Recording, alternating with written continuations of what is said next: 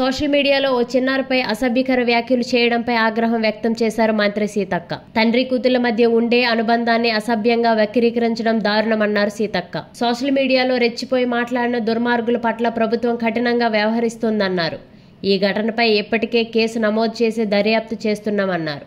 ఇలాంటివి పునరావృతం కాకుండా అసభ్యకర ప్రచారాలు చేయకుండా కఠిన చర్యలు తీసుకుంటామన్నారు సీతక్క.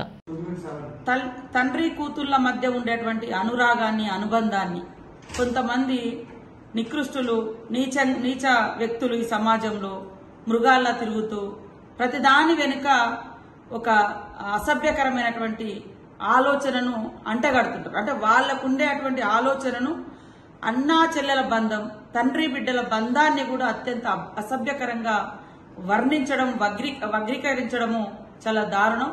ఈ ఘటన పట్ల మన తెలంగాణ రాష్ట్ర ప్రభుత్వం చాలా సీరియస్ గా ఉంది. ఇప్పటికే కేసు నమోదు చేసినాం.